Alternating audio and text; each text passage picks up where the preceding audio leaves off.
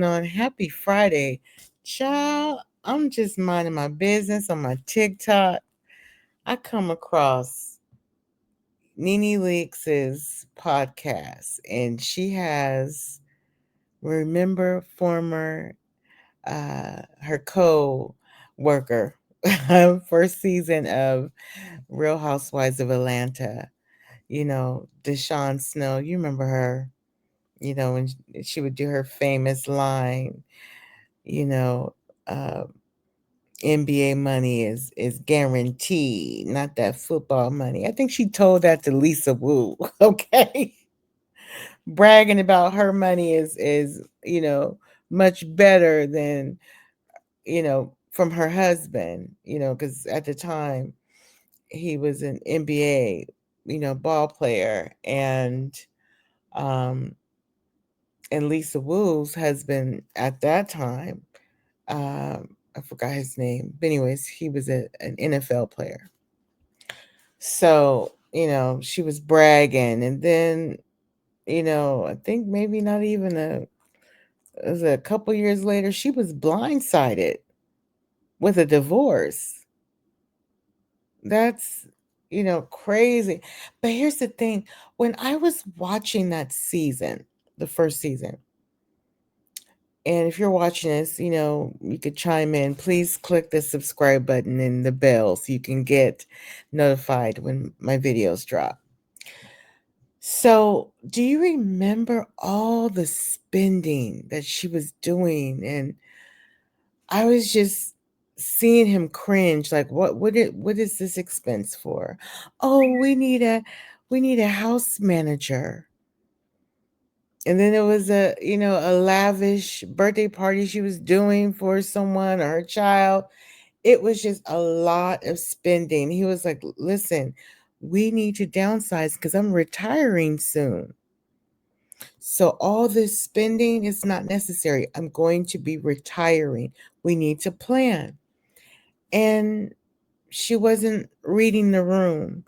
And I'm not saying that their divorce was her fault. Not at all.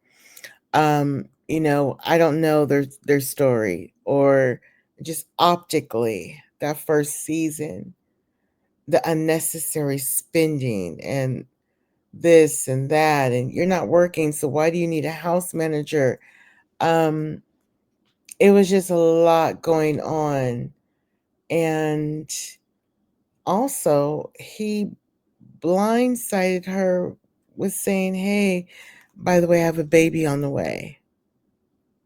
Now, Deshawn was like, okay, telling, Nene Leakes, listen, I was willing to work it out. I wasn't going to divorce him.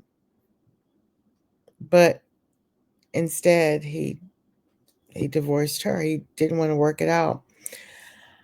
Again, I just saw their chemistry. Optically, it looked like he was tired then. It's like you're doing the most and you're not listening. You know, it's important to really, really listen to your partner. If they're saying, hey, listen, we need to sit down and talk and compromise and figure things out, you know, I'm concerned. If they're just coming to you, you know, I believe as their partner, it's important that we listen and that we just don't not listen and do the opposite. you know Communication's the key. It is. Communication is the key. you know um I'm learning that now in my marriage. Talking it out, listening for discomfort is something that I am really interested in.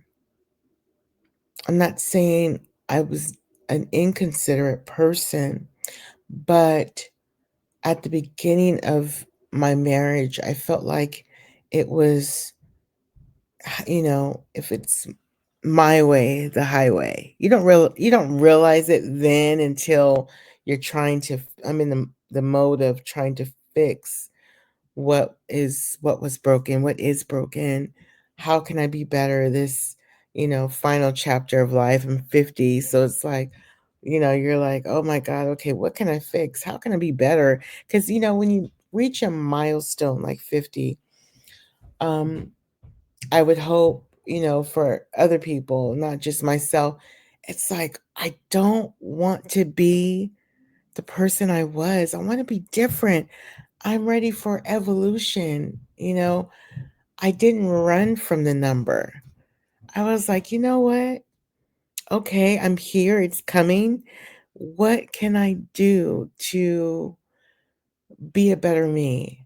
You know, um, so that's where I'm at. And with that, it's like I'm listening closely to tones of discomfort, or you want to fix something before that person has to tell you.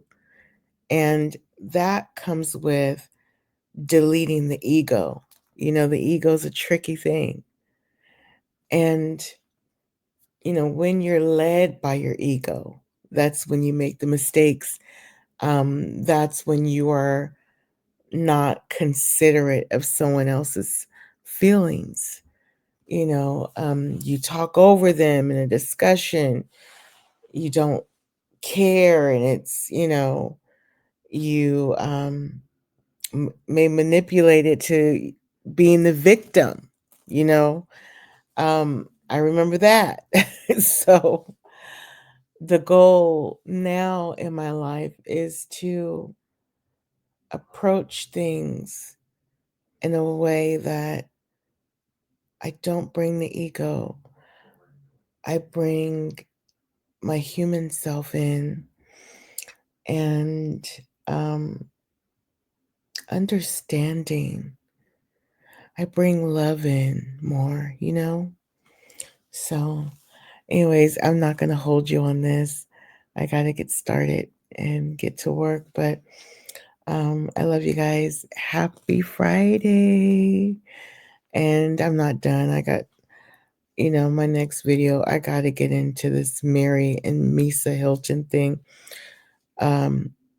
It's bothering me, as if I'm a New Yorker. It's bothering me. So, on my next break, you will hear from me about that. All right. Love you guys. Bye.